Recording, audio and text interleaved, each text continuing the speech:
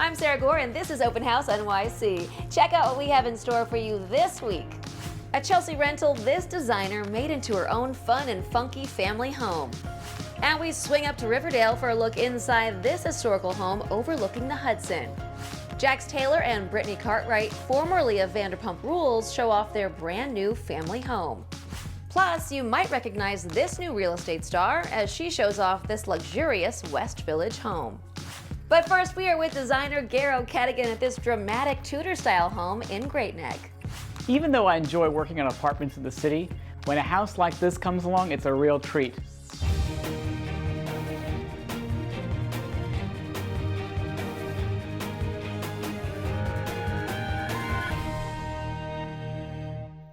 Welcome to Open House NYC, everyone. Today I am coming to you from an impressive home in Bronxville, sited on nearly an acre and a half of park-like grounds, which is rare in this town.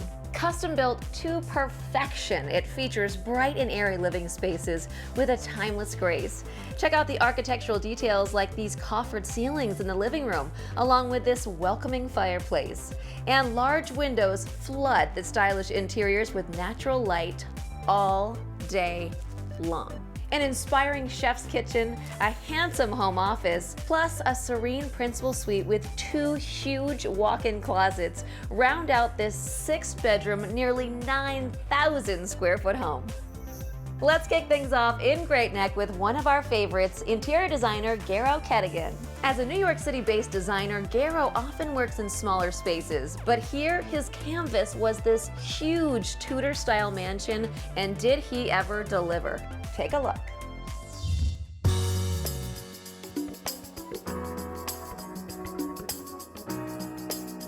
Hey everyone, it's Garrow. As a New York City interior designer, you really get accustomed to working on small spaces. But every once in a while, a mansion comes along. And although houses like these are a designer's dream, this one was actually a challenge right from the beginning. It's a classic Tudor, which means a lot of heavy, dark woods, and the family wanted to infuse new life by accentuating light and using a lot of color. And I was so excited to help them reinterpret the whole thing.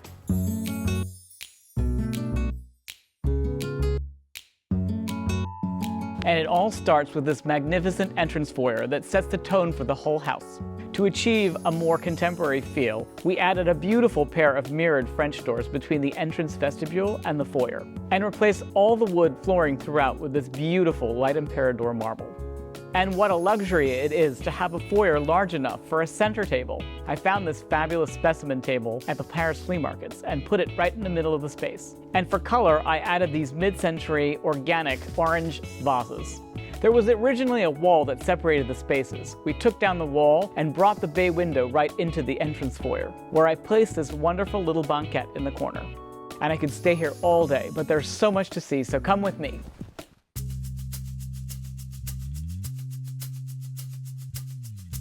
The gallery hallway leading towards the living room was originally an internal space, so we opened up this wall so that we could have these French doors flood some light into it. And we added some architecture to the space, so I designed this barrel-vaulted ceiling with these coffers, and I think it added a lot of character to the room, especially by painting it a deep blue color. So this area then serves as a little bar, so when you're having a cocktail party, you can have the servers here with all the drinks. And if you know me, you know that I love design surprises. And I love red. Just look at this powder room. And now, let me take you into the most fabulous space in this house, the living room.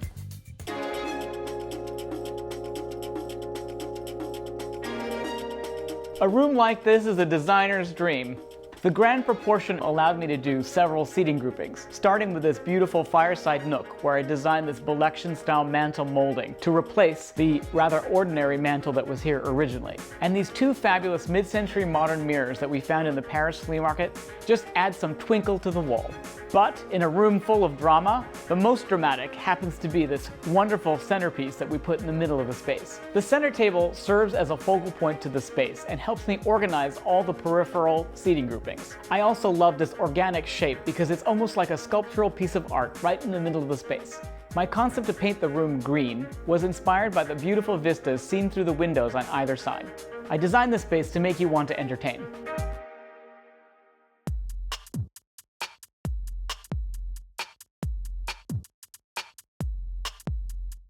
I like to make all my dining rooms dramatic by design, because dining rooms are mainly used in the evenings, and that's when saturated color is at its best. I love painting it high gloss.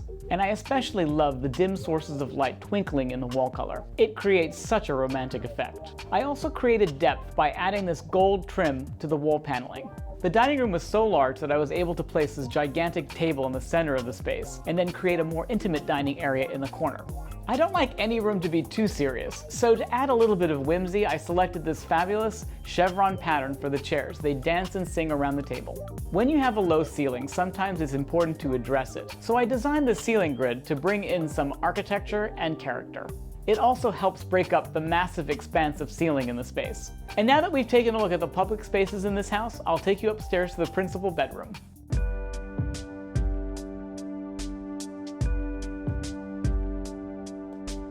By pulling the entrance for the principal bedroom towards the stair hall, I was able to create more drama. And drama can be further heightened by using a contrast of color. Just look at the deep blue that I used in the vestibule next to the lighter blue in the bedroom. When working on a large bedroom, it's always a challenge to create intimacy. So for this space, I designed this bed canopy, which creates a little bit of a cozy nook area for the sleeping corner. This is exactly the type of bedroom I designed for myself. It's luxurious, but still intimate and friendly.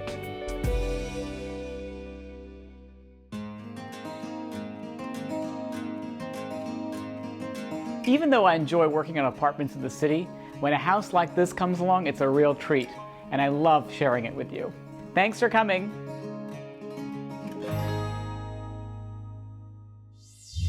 Coming up in just a few, we are with Killoren Bensimon at this apartment in the West Village.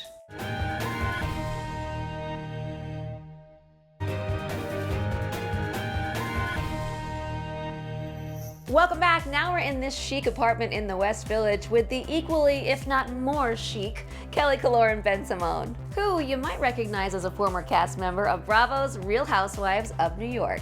Kelly is now a rising star in real estate, and she shows off this apartment that was designed with every luxury in mind. Take a look.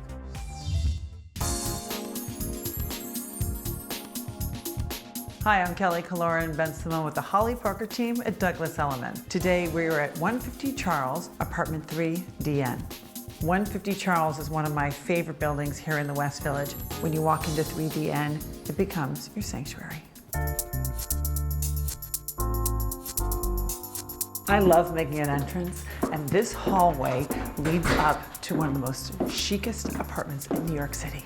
This apartment has over 2,600 square feet. It's 3 bedrooms, 3 bathrooms, but my favorite room is the kitchen. Come on.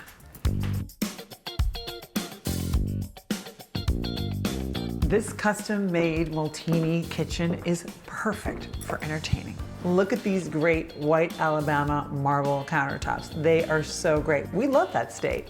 I love all the wood cabinetry, the Wolf stove, Miele appliances, and the Fry and Brooks fittings. One of my favorite parts of this kitchen is that it's open to the amazing living room. Let's go check it out. Come on.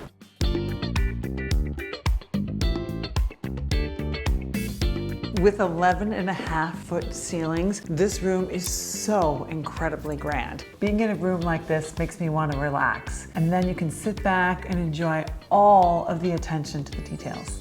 I love all the Venetian plaster all over the walls and the hardwood floors. Behind me is a reinterpretation of the classic casement windows, which gives you incredible Hudson views. There's a great flow into the dining room that easily seats 8. And the large kitchen counter can serve as a great work-from-home counter space or even a bar. This living room is large enough to entertain all of your friends and cozy enough to cuddle up with your family.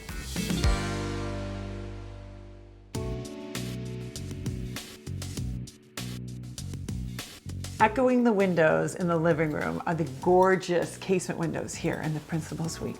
As you can see, there's plenty of space, even for a California king. Don't you love the high ceilings? And a little sitting area by the window. And who doesn't love a chandelier in the bedroom? It's a sanctuary from the city, and it's pin drop quiet.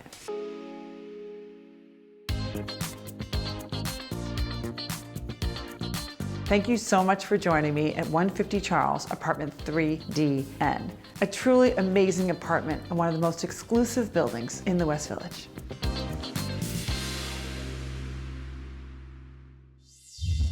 You can catch Kelly in this upcoming season of $1 Million Listing New York, so definitely check that out.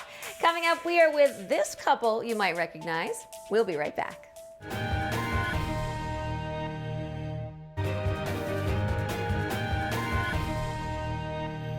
Welcome back. Now we are in Valley Village, LA with Jax Taylor and Brittany Cartwright, who you may know as the former stars of Bravo's Vanderpump Rules. Since they left the show, they've been busy fixing up the first home they bought together, and they designed it themselves from top to bottom for them and their expanding family. Take a look.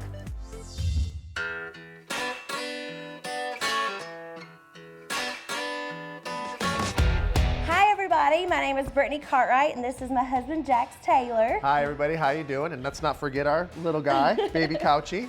You may know us from Vanderpump Rules and Jax and Brittany Take Kentucky. We're here today to show you our beautiful home. Yes, welcome to our house. We're so excited. Welcome. This is our first house that we bought together, and I absolutely love it. I decorated it myself, so I'm super proud of it. The style of our home is kind of like a modern farmhouse, Cape Cod type house, and I'm from Kentucky, so I love the whole modern farmhouse stuff. I have like pictures of horses and things that remind me of my farm back home all throughout the house.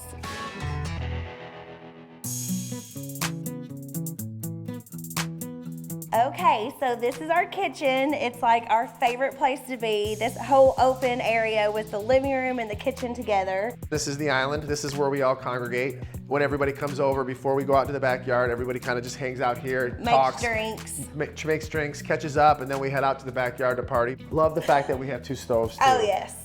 This comes in very handy because I love to cook. So I feel very, very blessed that I have a kitchen like this. And I don't. So whatever makes it easier for her, I'm on board with.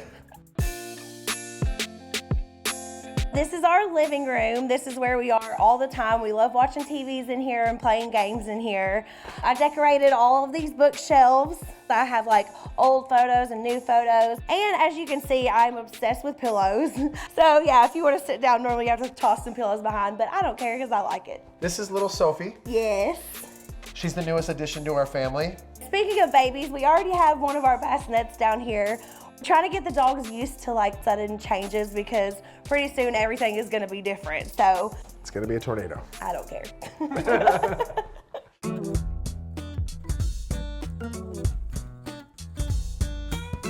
I love this room. I love how we have like the little shiplap looking wall behind here. And then this, that says the Couchies, that's our real last name. A lot of people don't know that. But it's actually made from a bourbon barrel. Again, bringing in my Kentucky roots. One of the great things about living in California is you can keep the doors open. I get hot. She gets really mad at me because I don't like to lock doors all the time, but I'm from the Midwest. We grew up keeping doors open, windows open. Yeah, it's one of the big features that I love in this room is that the French doors that you can keep open all day and let that beautiful California air in. And again, another bassinet getting ready for the baby. And little Sophie's asleep in her bed under there.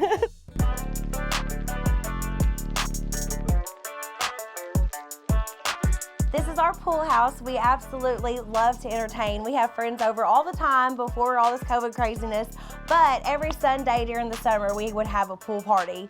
So we have like a mini fridge out here, we have a fireplace, we have a huge TV, we have speakers. Being in the backyard in the sunshine in California, this is like the perfect spot. We absolutely love it. Although this is one of our favorite places in the house, it is hot as heck out here today. Yes, and I'm in a pleather dress, so. And very very pregnant. So let's mosey on inside and get some iced tea. All right, thanks guys. Thank you.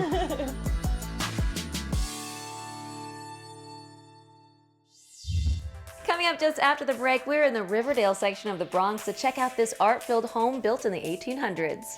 We'll be right back.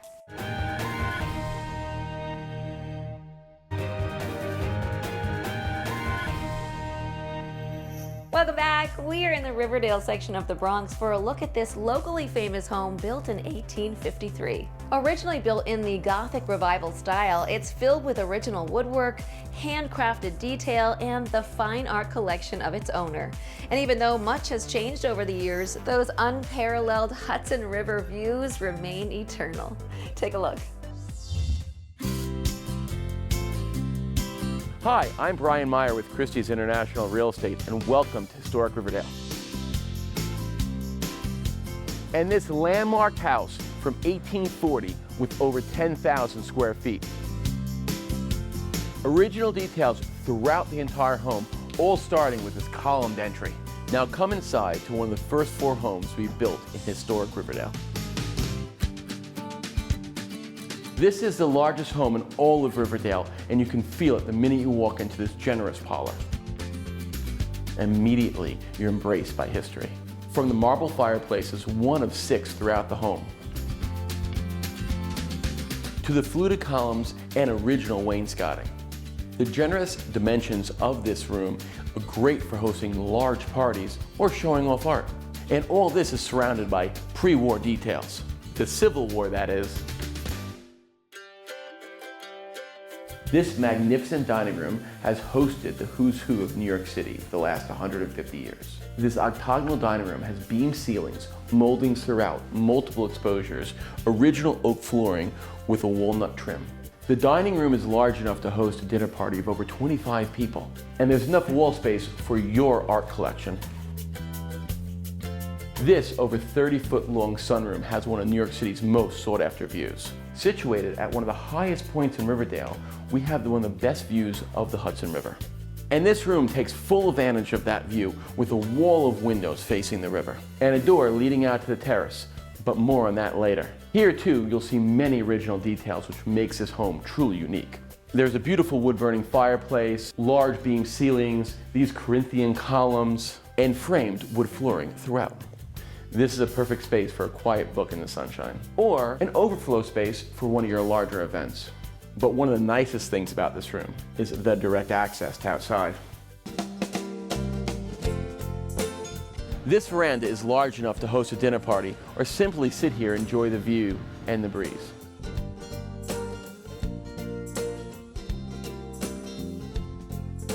This timeless home is truly a place for you to build your future in. Thank you for coming with us today to take a look at it. Coming up, we are in Chelsea to see how this designer turned her rental into a family-friendly and stylish home.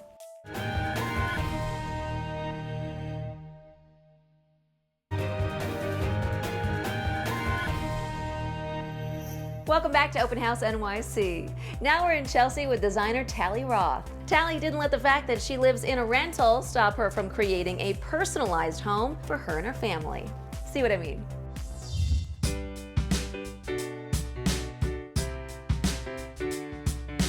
Hi, I'm Tally, interior designer, mother of 2. Welcome to my Chelsea loft.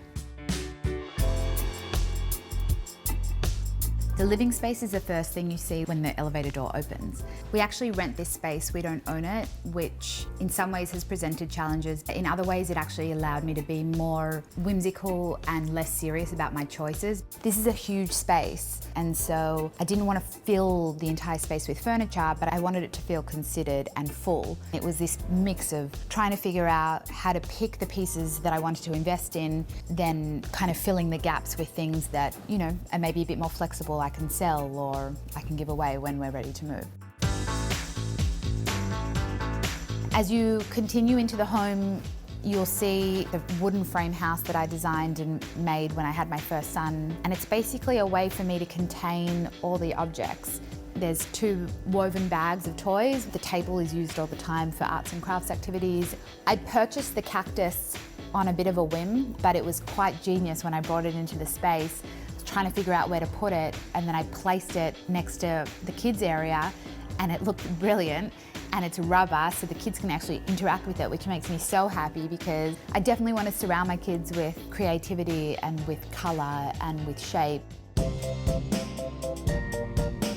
The nursery is the smallest space of the whole house, but it is loaded with personality. I hung a canopy from the ceiling so that when you walked in, your eye travels up. I hand-painted murals all over the wall. You've got aeroplanes and trees and mountains. I used a gorgeous vintage chair that I've always had my eye on as my nursing chair, and I just wanted to make sure that each little piece that we had was considered whilst being somewhat practical and user-friendly.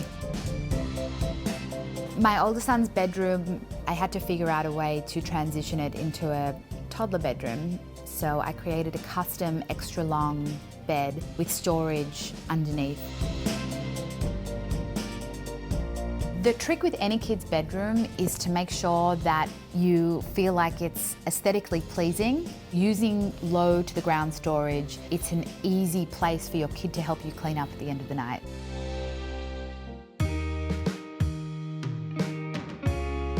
I hope you've enjoyed hearing about how I approached the design of my space and how I created a family-friendly environment that was high-end and chic and eclectic and cool. Thanks for watching. Like what you see on the show? Well, be sure to subscribe to our channel. We have so many more beautiful homes to share. How about love? Share these homes, you know?